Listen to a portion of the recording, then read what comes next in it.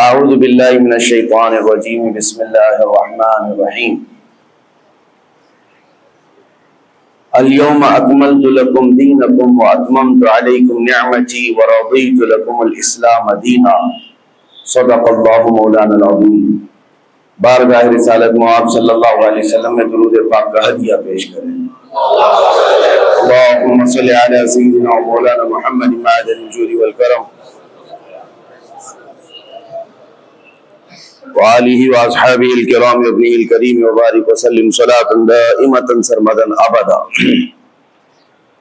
بڑی معذرت کے ساتھ تاخیر زیادہ ہو گئی اور اندازہ یہ تھا کہ آپ کے امام صاحب قبلہ اس وقت تک یہاں بیان کر رہے ہوں گے اور میں سفر سے ابھی آپ کے سامنے حاضر آیا ہوں، اور زندگی پوری سفر بن گئی ہے۔ اللہ تبارک و تعالیٰ اس میں برکت عطا فرمائے۔ میرے عزیزوں، کچھ اہم چیزیں آج کے دور کے تقاضے کے مطابق آپ کے سامنے رکھتا ہوں۔ ہمارے لیے سب سے امپورٹنٹ چیز یہ معلوم کرنا ہے کہ ہمارے لیے سب سے اہم مسئلہ کیا ہے جس پر ہمیں توجہ دینی چاہیے۔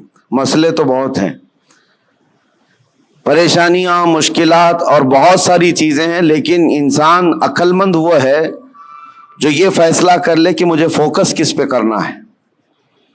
جس دن اسے یہ سمجھ آ جائے گی کہ پریشانیاں تو 100 ہیں، 150 ہیں، 200 ہیں، لیکن ان میں سے اہم چیز کیا ہے، تو میں سمجھتا ہوں وہ حل سمجھ جائے گا اور وہ اپنے وقت کو اور اپنے انرجی کو، اپنی زندگی کو ضائع نہیں ہونے دے گا۔ آج زندگی کے بے شمار مسئلے ہمارے ساتھ، لیکن ہم الجھے ہوئے کس پہ ہیں؟ کن باتوں پر ہم ڈسکس زیادہ کرتے ہیں؟ کون سی چیزوں میں ہم ایک دوسرے کے گریبان پکڑے ہوئے ہیں؟ یہاں پر آ کر ہمیں تنبیہ کرنا پڑتا ہے۔ جب گھر پر آگ لگی ہو تو آپ آٹے، چاول اور نمک کے لیے جھگڑا نہیں کر رہے ہوں گے، بلکہ آپ کے لیے اہم مسئلہ یہ ہے کہ میرے گھر کی چار دیواری کو محفوظ کر لوں۔ تو مسائل میں یہ سمجھنا بہت ضروری ہے کہ چھوٹا کیا ہے، بڑا کیا ہے۔ مثال کے طور پر میں آپ کے سامنے ایک بات عرض کروں، اللہ ہزار بار نہ کرے کسی کے گھر میں اگر آگ لگ گئی اور پورا گھر آگ کے لپیٹوں میں جھلس رہا ہے اور اس گھر کے اندر آپ کا ایک بچہ چھوٹا سا پھنس گیا ہے، آپ کسی طرح گھر کے اندر داخل ہوئے اور بچے کو قریب تھا کہ آگ اپنی لپیٹ میں لے لیتی، بچا سکتے تھے آپ، لیکن ساتھ میں بچے کے قریب میں ایک سوٹ کیس بھی پڑا ہوا ہے جس میں بہت ساری آپ کی رقم، کمائی ہوئی محنت کے پیسے سب اس میں رکھے ہوئے ہیں۔ آگ اسے بھی پکڑنے والی ہے، ان قریب وہ بھی آگ کی لپیٹ میں پورے مال و دولت جلنے والا ہے آپ کا۔ اب فیصلہ آپ کے پاس ہے، وقت بہت شارٹ ہے، ایک طرف وہ پیسوں کی اور بہت سارے مال کا سوٹ کیس ہے اور ایک طرف آپ کا عزیز جان بچہ ہے۔ کس کو بچانا چاہیے؟ ایک عقل رکھنے والا بندہ، صاف سی بات ہے، وہ سوٹ کیس کی طرف نہیں دیکھتا بلکہ اپنے جان سے زیادہ پیارے بچے کی جان کی حفاظت کرتا ہے، کیونکہ عقل میں اتنی بات تو ہے، اتنا سینس سب کو ہے کہ مال پھر کمایا جا سکتا ہے لیکن جان بچانا زیادہ ضروری ہے۔ اگر بچہ ہمارا بچ گیا تو مال پھر سے آ جائے گا۔ تو میں یہ سمجھتا ہوں کہ یہاں آپ کا سینس کام کر گیا، آپ کو اللہ نے اتنی تمیز عطا کی ہے کہ آپ بڑا مسئلہ کون سا ہے، چھوٹا مسئلہ کون سا ہے، اس وقت آپ پہچان گئے، اور آپ اپنے بچے کو جلنے کے لیے چھوڑ دیتے اور پیسے گننے پر بیٹھ گئے ہوتے، سوٹ کیس اٹھانے پر بیٹھ گئے ہوتے، تو گویا کہ آپ دنیا کے سب سے بدترین بے وقوفوں میں اور بلکہ سیلفش لوگوں میں، بلکہ اس سے زیادہ یہ کہ اپنے گھر والوں پر بھی ٹرسٹ، گھر والوں کے لیے بھی نہیں جینے والا بندہ بن کر کے سامنے آتے۔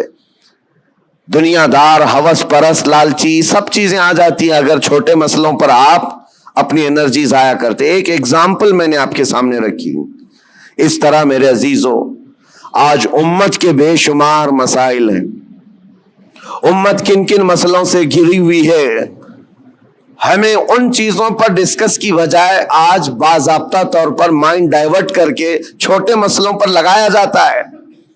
خاص طور پر اور ہم نے تو ان تمام چیزوں میں بہت سارے علماء کو بھی دیکھا، ان کو جن مسائل کے لیے آج کمر بستہ ہونا چاہیے، پوری قوم اور امت کے لیے ایک مرشد کی حیثیت سے سامنے آنا چاہیے، ان مسائل کو چھوڑ کر وہ بہت چھوٹے سے مسائل میں ڈیبیٹ کر رہے ہیں، چھوٹے سے مسائل میں ایک دوسرے کے اختلافات کو پورے مجمع میں لا کر ظاہر کر رہے ہیں۔ تو یہ بات یہ ہے جو سینس کے خلاف ہے۔ آج امت کے لیے مسائل کتنے بڑے بڑے ہیں۔ میں مانتا ہوں نشہ عام ہے ہمارے ہاں، اور ہمارے ہاں علم کی کمی بہت زیادہ ہو گئی، اخلاق کی کمی بہت زیادہ ہو گئی ہے، ہمارے ہاں سود آ گیا ہے، جوا آ گیا ہے، شراب آ گئی ہے، سب آ گیا ہے ہمارے محلوں میں۔ یہ بھی مسائل ہیں جس سے ہم جوجھ رہے ہیں، لیکن ان تمام مسائل میں جو سب سے بڑی آگ لگی ہے وہ ہے عزت مصطفیٰ کی حفاظت، رسول کریم صلی اللہ تعالی علیہ وسلم کی عزت کی حفاظت۔ یہ سب آسانی سے ایک ساتھ نہیں ہوا، سٹیپ بائی سٹیپ ہوتا رہا۔ آج جو درندے کھل کر کے اسلام کے خلاف، قرآن کے خلاف، رسول پاک کی ذات کے خلاف بھونک رہے ہیں، یہ تمہارا لاسٹ سٹیج تھا۔ یہاں آزمائش تمہاری ہے کہ آپ مسائل میں کن مسائل کی طرف آپ زیادہ توجہ دیں گے۔ تمہارے لیے سب سے بڑا مسئلہ تمہارا دین ہے، تمہارے نبی پاک کی عزت ہے، جان ہے وہ جہان کی، جان ہے تو جہان ہے، پوری کائنات کے لیے وہ جان ہے۔ اگر ان کا نام سلامت ہے تو ہم سب کی زندگی سلامت ہے، کیونکہ اللہ تعالیٰ کا وعدہ ہے ہمارے ساتھ کہ دنیا میں تمہیں کس لیے بھیجا گیا ہے، وہ رسول پاک کی امانت بنا کر، امت بنا کر بھیجا گیا ہے۔ اگر ان کے لیے آپ سیریس نہیں ہو سکے اور چھوٹے چھوٹے مسئلوں میں سیریس بن گئے تو گویا کہ آپ وہی کام کر رہے ہیں جو میں نے اگزامپل میں دیا، مثال میں دیا۔ گھر پر آگ لگی، آپ اپنے بچے کو بچانے کی بجائے اپنے مال کی طرف دیکھ رہے ہیں۔ آج میرے عزیزو، کیا اختلافات اس قدر نہیں عام ہو گئے ہمارے ہاں تو وہ بھی معاملات ہیں کہ ماں اور بیٹے کے اختلافات اتنے زیادہ کہ دونوں کورٹ میں جا چکے ہیں، صرف چھوٹی سی بات کو لے کر۔ بیٹا کٹہرے میں اس طرف کھڑا ہے، ماں اس طرف کھڑی ہے، دونوں کے وکیل الگ الگ ہیں، اور لڑائیاں بڑے زور و شور سے، بھائی بھائی کے ہیں، بہن بھائی کے ہیں، پراپرٹی کو لے کر، اور مدتوں کورٹ میں 25 سال 30 سال گزر گئے ایک ٹکڑا زمین کے لیے، اور وہ بھی ایسا کہ کورٹ نے پوری زندگی بھر تمہیں گھمایا پھرایا، تمہاری چپل گھس گئی، جس کے لیے تم نے بڑی بڑی نفرتوں کی دیواریں کھڑا کر رکھی تھی، تمہارے لیے اس کی ایک بالشت جگہ بھی زندگی میں مل نہ سکی، یوں ہی دنیا سے چلے گئے اور مر گئے۔ تو جو لا یعنی چیزیں ہیں اس کے لیے اتنی انرجی ضائع کرنا، یہ بیوقوفی ہے۔ آج میں یہی بات کہنا چاہتا ہوں، امت کو جن مسائل کی آج ضرورت ہے اس پر ڈسکس بھی ہو، اس کے لیے لائے عمل بھی تیار کریں۔ لوگ آ کر کے آج یہ مسائل ضرور رکھیں۔ دیکھیں، آج محرم کا یہ مہینہ چل رہا ہے، اس کو آپ میری تنقید نہ سمجھیں اور نہ ہی میں کوئی گستاخ ہوں۔ میں مولا امام حسین رضی اللہ تعالیٰ عنہ کا پیدائشی شہدا ہوں۔ الحمدللہ ہمیں ہمارے گھروں سے یہ گٹھی میں پلائی ہوئی محبت ہے، لیکن محرم کے آتے ہی جتنا ایکٹیو ہمارے محلے ہوتے ہیں سارے جگہ پر، ایک جگہ 51 دیگ کھچڑا بنا ہے، دوسری جگہ کمپٹیشن میں 100 دیگ کھچڑے بنائے، 51 دیگ 100 دیگ، ٹھیک ہے پکاؤ کھلاؤ، لیکن ایک بات میں آپ کو بتاؤں، کھلانا ثواب ہے، کس کو کھلانا؟ پیٹ بھرے ہوئے کو کھلانا؟ یہاں تو حال یہ ہے جو خود گھر میں کھا کھا کر موٹے ہو چکے وہی کھچڑا کھانے بھی آ گئے۔ کوئی ایسا بندہ تو ہمیں نظر نہیں آیا جس کے گھر میں ایک روٹی بھی نہیں ملتی اور وہ آ کر کے کھا گیا ہو تو اس کے لیے ثواب ہی ثواب ہے۔ غربا اور مساکین کو کھلانا بہت بڑا ثواب ہے۔ سرکار غوث پاک نے تو فرمایا، میں نے ساری نیکیاں الٹ پلٹ کر دیکھ لیا، صرف 2 نیکیاں ایسی نظر آئی جو رحمان کو سب سے زیادہ محبوب ہیں، انہوں نے اپنے ملفوظات میں لکھ دیا ہے، فرماتے میں نے ساری نیکیاں چھان کر دیکھ لی، 2 نیکیاں جو سب سے زیادہ اللہ کو پسند ہے، ایک بھوکوں کو کھلانا، دوسرا ننگوں کو کپڑا پہنانا۔ لیکن یہ شرط بتائی کہ بھوکوں کو کھلانے کا مطلب یہ ہے کہ جو غربت اور افلاس کی وجہ سے کھا نہیں پاتا. میرے اس کہنے کا مطلب یہ نہیں ہے کہ امیر لوگ کھچڑا نہیں کھا سکتے, تبرک نہیں کھا سکتے ہیں. ہم بھی کھاتے ہیں, آپ بھی کھائیں, سارے لوگ کھائیں. لیکن میرے عزیزو, ہمارا کل اثاثہ لا کر کے کیا انہی ساری چیزوں پر ہی خرچ کرنا ہے؟ امت کے لیے ایسے مسائل ہیں, پورے محلے میں گھوم پھر کر کے ہم دیکھ لیں, ہمارے لیے, ہمارے بچوں کے لیے کوئی ایسا کوچنگ سینٹر نہیں ملتا جہاں پر غریب بچوں کو پڑھا کر کے IAS یا IPS تک کی تعلیمات دی جا سکے. اس کے لیے کوئی سوچتا بھی نہیں. اور نہ ہی کوئی ایسا ادارہ ملتا ہے محلوں میں کہ بچہ ہمارا اسکول جاتا ہے, کالج جاتا ہے تو ساتھ میں چل کر کے حافظ قرآن بھی بن جائے. ڈھونڈ کر کے نکالو, نہیں ملتے.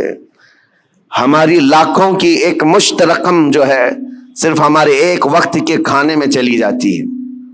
ایک وقت کے کھانے میں آپ کو یہ بات اس لیے عرض کر رہا ہوں, جب مسائل بہت زیادہ ہیں تو جو امپورٹنٹ مسئلہ ہے اس پر اپنی انرجی خرچ کرنا چاہیے, اس پر ڈسکس بھی ہو اور اس کے لیے عمل بھی ہو. اور ایک بات میں آپ کو بتاؤں, اسرائیل کی ایک پرائم منسٹر لیڈی رہ چکی ہے, اس کا ایک انٹرویو ایک پترکار نے, ایک صحافی نے لیا تھا, جس کو بعد میں چل کر کے کئی سالوں کے بعد لیک کیا گیا.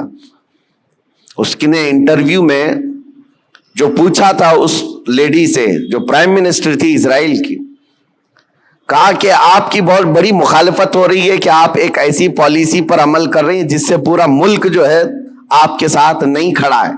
پارلیمنٹ کے جتنے ممبر ہیں وہ آپ کے لیے اتفاق نہیں رکھتے. کیا بات ہے؟ کہا یہ وہ دور تھا جب اسرائیل میں کرائسس تھے, مال کی کمی تھی, لوگوں کے ہاں بزنس نہیں تھا, تجارت نہیں تھی اور جاب نہیں تھے. اس وقت جو پرائم منسٹر ہے وہ اسلحات کی ڈیل کر رہی تھی, ڈیفنس کے سامان, اسلحے خرید رہی تھی اور اس پر سگنیچر ہو رہے تھے, ایگریمنٹ بن رہے تھے. تو پارلیمنٹ کے بہت سارے لوگ اس کی مخالفت کر رہے تھے. آج ضرورت کس بات کی ہے اور تم کیا کر رہی ہو؟ کھانا پانی ان کو نہیں مل رہا ہے, ان کو کھانے پانی کا انتظام کرواتے, نہ کہ تم جو ہے ڈیفنس کے ہتھیار خریدتی.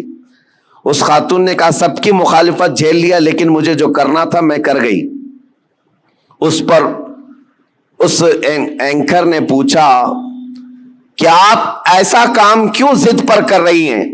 سنو میرے عزیزو, وہ یہودن ہے, یہودی, اسرائیل کی رہنے والی, اور پرائم منسٹر کہتی ہے میں یہ کام جو کر رہی ہوں اس کام میں میں انسپائر ہوں, بہت زیادہ متاثر ہوں تو پروفیٹ محمد صلی اللہ علیہ وسلم سے, مسلمانوں کے رسول محمد صلی اللہ علیہ وسلم سے. کہا وہ کیسے؟ کہا کہ انہوں نے زندگی میں جو اسلامک سلطنت اسٹیبلش کر دی مدینہ طیبہ میں, حالات ان کے بھی اس وقت ایسے تھے کہ ایک کھجور پر ان کے صحابہ پورا دن گزار لیتے تھے, گٹھلی چوس کر کے رہ جاتے تھے. ایک پیالہ دودھ کا مل جاتا تو 10 لوگ پی لیتے تھے. اور وہ کہتی ہے میں نے ان کی تاریخ پڑھی, ہسٹری پڑھی ہے, جس دن پروفیٹ محمد صلی اللہ علیہ وسلم کا انتقال ہوا اس دن ان کی بیوی کے گھر حضرت عائشہ صدیقہ کے گھر میں چراغ جلانے کے لیے تیل بھی نہیں تھا. جس دن حضور پاک کا انتقال ہوا اس دن چراغ جلانے کا تیل بھی نہیں تھا. وہ ایسی سادی زندگی تو گزار گئے, لیکن وہ خاتون کہتی ہے چراغ جلانے کے لیے تیل تو نہیں تھا, لیکن سب سے قیمتی اور سب سے عظیم اس زمانے کے 9 تلواریں ان کی دیوار پر لٹکی ہوئی تھی. گویا کہ اس محمد صلی اللہ علیہ وسلم نے یہ میسج دیا تھا کہ کھانا ایک وقت کا کھا کر نگل لوگے, دوسرے وقت پھر بھوک لگے گی, دوسرے وقت کا کھا لوگے, تیسری بھوک پھر لگے گی. لیکن تمہارے لیے امت کے ڈیفنس کے لیے جو چیز چاہیے تھی وہ محمد صلی اللہ علیہ وسلم نے وقت کی ضرورت کو محسوس کر کے پہلے سے میسج دیا تھا. وہ اسرائیلی یہودن کہتی آج میرا یہ عمل ہو سکتا ہے 40 سال بعد آنے والی میری قوم دیکھ کر فخر کرے گی کہ ہمارے لیے کتنی محفوظ پناہ گاہ یہ بنا کر کے چلے گئے. میرے عزیزو, میں تعریف کے لیے نہیں کہہ رہا, بات یہ کہہ رہا ہوں یہ ہوتی ہے قوموں کی تعمیر. آج ہم تو کھچڑوں میں رہے. کھچڑا ناجائز نہیں ہے، کھانا چاہیے، اچھا ہے، گھر میں بناؤ، جب من کرے کھاؤ، لیکن اس کے لیے اپنے لاکھوں روپے کی لاگت محلوں میں اس طرح سے تقسیم کر کے ختم کر دینا. ہاں اس کو حق بنتا ہے وہ حلوہ بھی کھائے، کھچڑا بھی کھائے، لیکن ساتھ میں امت مصطفیٰ کے مستقبل کے لیے عمارت بھی کھڑی کرے. اس کو یہ حق بنتا ہے. میرے عزیزو، مجھے ایک بات یاد آتی ہے. ہمارے ایک استاد، ان کی یہ سوچ تھی، وہ مثال کے طور پر میں عرض کر رہا ہوں. ہمارے ایک ساتھی نے ہماری شکایت کی کہ حضرت جو کپڑے پہننا ہے سارے طلبہ کو، اس کے علاوہ ایکسٹرا یہ کپڑے پہن لیتا ہے میرے بارے میں. کہا یہ صدری پہن لیا یا جاکٹ پہن لیا. کہا جو اسٹوڈنٹس طلبہ پہن رہے ہیں اس کے علاوہ ایکسٹرا یہ. تو انہوں نے کہا کہ بالکل میں سب کو برابر دیکھنا چاہتا ہوں، کس کو کیا پہننا چاہیے. اور اس کے بعد انہوں نے ایک جملہ کہا تھا ان کو شکایت کرنے والوں کو، کہا اس کی طرح 4 صفحے سبق تو بھی سنا دے اور تو بھی ایسی کپڑے پہن لے. ہاں اگر کسی کام میں تم پورے اترے ہوئے ہو اور دوسرا تمہاری دیگر ضروریات بھی پوری کر رہے ہو تو کوئی مسئلہ نہیں. میرے کہنے کا مطلب یہ ہے کہ آپ بڑی بڑی نیازیں کریں، لیکن اس وقت جب امت کی مستقبل کی ضروریات پوری ہو رہی ہو پھر کھانا بھی کھلائیں، دیگیں بھی چڑھائیں، اچھا ہے، عرس بھی کریں. یہاں حالات تو یہ ہیں کہ ہم یتیمی کے حالت میں آ گئے ہیں آج. میاں کتنے تو ایسے ہمارے مسلمان کپلز ہیں اپنے چھوٹے چھوٹے بچوں کو لے جا کر کرسچن اسکول کے باہر کھڑے کرتے ہیں اور ایڈمیشن کے لیے پاپڑ بیلنے پڑتے ہیں، اور ان کو کتنی مرتبہ وہاں پر عیسائی نن ہو کہ پادری ہو تانے مارتے ہیں، ٹانٹ مارتے ہیں. کتنی مرتبہ ایسی شکایتیں آئیں. لیکن کیا کریں، ایک جگہ پر مجھے خود یہ بات یاد آتی ہے. ہمارے مقتدی تھے ایک حاجی صاحب، اپنے 2 بچوں کو ایک بورڈنگ اسکول میں انہوں نے ڈالا تھا، 4تھی اور 5ویں کے بچے، سال کا 4 لاکھ روپے پے کر رہے تھے. اور ایک بار وہ مجھے ساتھ میں لے کر گئے دکھانے کے لیے کہ آئیں دکھاتا ہوں کتنا بہترین ہے، 45 ایکڑ میں بنا ہوا یہ بورڈنگ اسکول ہے، سب کچھ ہے. میں گیا تھا ان کے مینیجر سے، میں نے پوچھا کہ شیڈول کیا ہے آپ کا، بچوں کو کیسے آپ ٹریٹ کرتے ہیں. انہوں نے صبح 5 بجے سے لے کر رات کے 9 بجے تک کا پورا گھنٹے کا شیڈول بتایا. اس میں پوجا بھی ہے، یوگا بھی ہے، جاگنگ بھی ہے، سب ہے. میں نے پوچھا سارے بچے کرتے ہیں؟ کہا سب کرتے ہیں، چاہے ہندو ہو مسلم ہو، سب کو کرنا ہے یہ. اور جن کے بچوں کے لیے ہم گئے ہوئے تھے وہ سال بھر سے پڑھ رہے تھے. میں نے ان حاجی صاحب سے کہا وہ بڑے پرہیزگار ہیں، ایک نماز بھی قضا نہیں کرتے. ہم نے کہا ان کو آپ اپنے بچوں کو اتنی مہنگی پوجا کروا رہے ہیں، اتنی دور لے جا کر کے. تو خیر ان کو یہ بات لگی، لیکن انہوں نے جواب میں کہا ٹھیک ہے حضرت میں وہاں سے نکال لوں گا، ہمارا ہے کہاں جہاں میں اپنے بچوں کو ڈال دوں. یہ بھی تو سوال ہے، یہ بھی تو سوال ہے. ہم نے اپنے مستقبل، اپنے بچوں کے مستقبل کے لیے کوئی لایا عمل بنانا ہی چھوڑ دیا ہے. فکر کرو میرے عزیزو، آج ضرورت اس بات کی ہے. میں تو یہاں جب بھی آتا ہوں ہر بار آپ کے اراکین صدر صاحب بیٹھتے ہیں، اکثر یہی پلاننگ کرتے بھی رہتے ہیں کہ یہاں پر کچھ نہ کچھ کام ہونا چاہیے. لیکن یہ صرف پلاننگ میں ہی رہ گئے تو ہماری عمریں بھی پلاننگ میں چلی جائیں گی. کر جاؤ کچھ نہ کچھ، اس لیے کہ ہمارے بچوں کو جو پھل ملنے والے ہیں وہی انقلاب لائیں گے. اور الٹریسٹی اتنی بڑی ہوئی ہے، آپ جو دیکھ رہے ہیں نا ماحول کی خرابی، اکثر آ کر جو شکایت کرتے ہیں بچے نشہ خور ہو گئے، ماں باپ کے نافرمان، سب بہت کچھ ہے. لیکن سب کا علاج یہ ہے کہ ان کو علم دین اور علم دنیا سے روشناس کرائیں، اس لیے کہ علم تہذیب لاتا ہے، اخلاق لاتا ہے. اور علم نہ ہو تو جہالت کے پیٹ سے سب برائیاں جنم لیتی ہیں. ہر برائی وہ کر جاتا ہے جہالت میں. اور آج حالات ایسے ہیں کہ دوسری قومیں ہماری طرف دکھا کر کے یہ تانا مارتی ہیں. ابھی کل رات میں جس علاقے میں تھا لکھنؤ کے قریب، اور صبح لکھنؤ سے میں ابھی آ رہا ہوں، گئے پورا علاقہ مسلمانوں سے بھرا ہوا ہے. لیکن ایسا ہے کہ گاؤں میں جانے کے لیے کوئی کار بھی جا نہ سکے، اس طرح سے گڑھے بھرے ہوئے ہیں، اتنے گڑھے. اور پڑوس کے قریب میں چھوٹا سا گاؤں ہے نان مسلم، پکی سڑکیں، ساری چیزیں. اس پر بات کریں تو لوگ یہ کہتے ہیں یہ تعصب ہے حکومت کا، ان کے ہاں یہ سب ہو جاتا ہے، ہمارے ہاں نہیں ہوتا ہے. میرے عزیزو، ہر جگہ ایسا نہیں ہوتا. بات صرف یہ ہے کہ تم نے جینے کا سلیقہ خود ہی بنا لیا ہے اپنے دماغ سے کہ ہمیں رہنا ایسی ہے. ہمارے محلوں میں، ہمارے گھروں کے سامنے کوڑا کرکٹ کا ڈھیر پڑا رہے، کسی کو فرق نہیں پڑتا. ہم نے تو خود ہی مائنڈ بنایا ہوا ہے. علم آئے گا تو اخلاق بھی لائے گا، تہذیب بھی لائے گا. آپ مدینہ طیبہ جا کر کے دیکھیں، آج بھی الحمدللہ دنیا کا سب سے حسین، ویسے عقیدتاً تو ہے ہی، لیکن ظاہراً بھی جا کر کے دیکھیں تو اس سے پاک و صاف شہر نہیں ملتا. یہ نبی پاک صلی اللہ تعالی علیہ وسلم کی وراثت ہے جو ہمیں وہاں آج بھی نظر آتی ہے. ارے گلیوں میں چلو تو بھی خوشبو آتی ہے. یہ صرف عقیدت اور روحانیت کی بات نہیں کر رہا ہوں.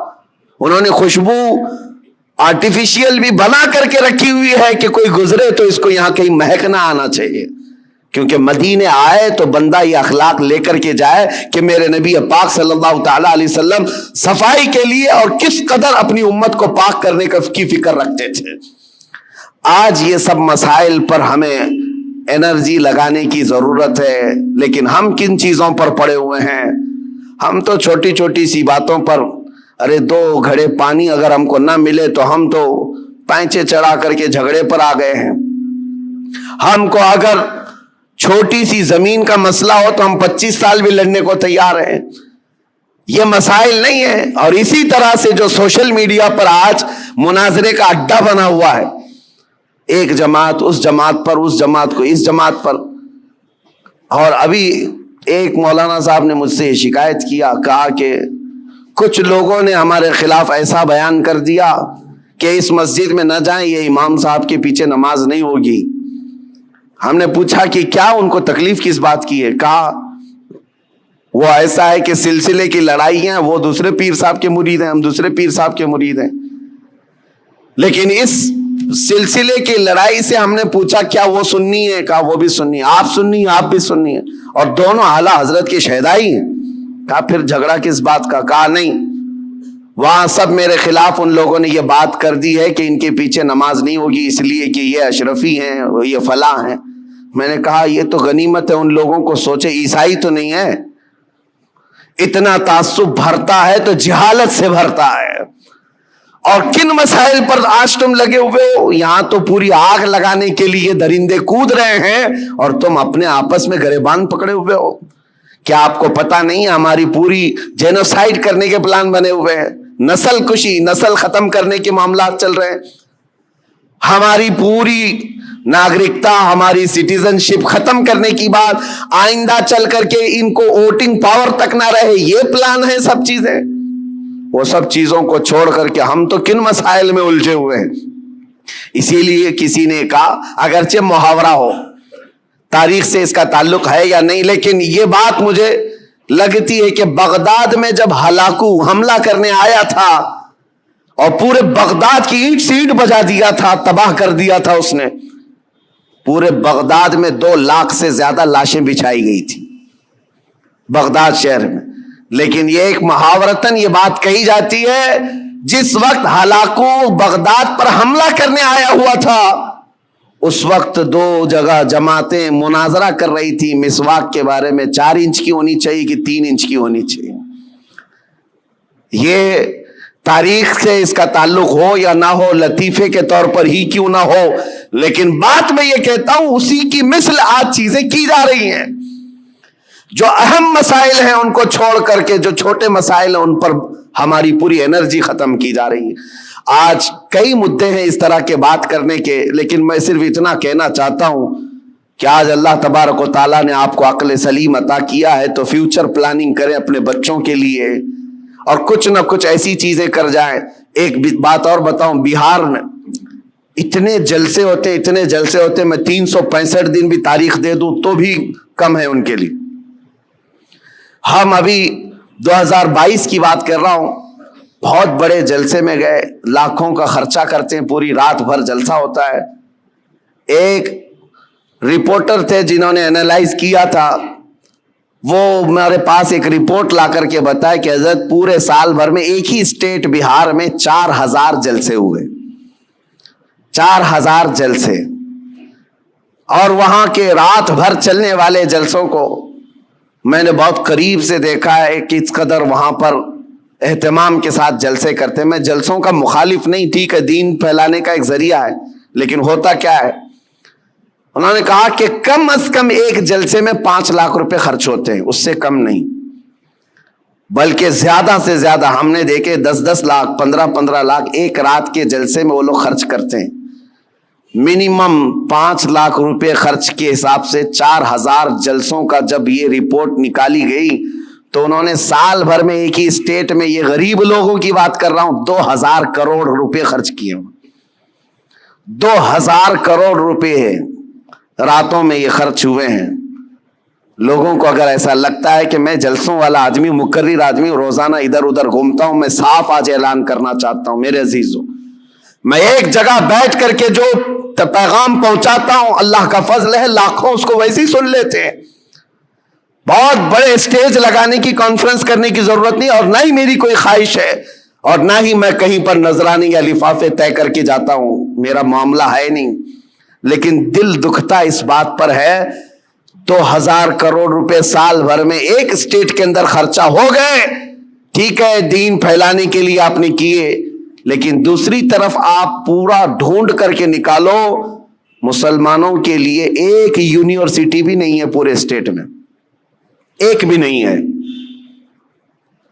اور ایک چھوٹی سی جماعت جو 0.5 میں جن کا پرسنٹیج آتا ہے ہندوستان میں، وہ ایسے دھرم کے لوگ جن کی تقریباً 11-12 یونیورسٹی ایک ایک اسٹیٹ کے اندر یا پورے ہندوستان کو ملا کر، یونیورسٹی کی بات کر رہا ہوں، چھوٹے کالج کی بات نہیں کر رہا ہوں. تو کیا یہ باتوں پر مجھے رکھنا نہیں چاہیے؟ یہ کوئی میں لفاظی نہیں کر رہا ہوں. کہاں تمہاری رقم جا رہی ہے اور کن مسائل پر انرجی خرچ کر رہے ہو؟ رات کا جلسہ ہو تو گیا، صبح ان کو پکڑ کر کے پوچھو تو یاد بھی نہیں کیا بیان ہوا کیا نہیں، ہاں ہو کرتے رہے، 8 دن کے بعد پورا ہی بھول گئے. پھر کیا بہت بڑا کام کیا دین کا، کون سی تبلیغ کیا؟ ہاں اس کی بنسبت، اس کے بجائے اگر کوئی ایسا ادارہ وہاں پر قائم ہوتا تو میں سمجھتا ہوں یہ 4000 جلسے کی بجائے 4 بھی ادارے ہر سال قائم ہوتے رہے، 10 سال کے بعد دیکھو لہلہاتا ہوا فصل قائم ہو جائے، امت مصطفیٰ کے لیے ایک بہت بڑا قلعہ بن جائے، ایجوکیشن کے لیے، علم کے لیے. اسی لیے میں یہ دعوت آج پیش کرتا ہوں کہ اپنی انرجی ایسی چیزوں پر ضائع نہ کرو جو وقت کی ضرورت نہیں ہے. ان چیزوں میں اپنا ایک ایک روپیہ خرچ کرو جو امت مصطفیٰ کے فیوچر کے لیے اچھا ہو. اللہ کریم ہم سب کو کہنے سننے سے زیادہ عمل کی توفیق عطا فرمائے. مولا کریم جتنی بقیہ ماندہ زندگی ہے ہماری، ہمارا ہر پل اور ہر لمحہ امت مصطفیٰ کی خدمت میں لگانے کی توفیق عطا فرمائے. دین اسلام کا ہمیں سچا خادم بنا کر کے اٹھائے، اور دنیا میں بھی اور آخرت میں بھی رسول اللہ کا وفادار بنا کر ہمیں اٹھائے. وآخر دعوانا ان الحمد للہ رب العالمین. السلام علیکم.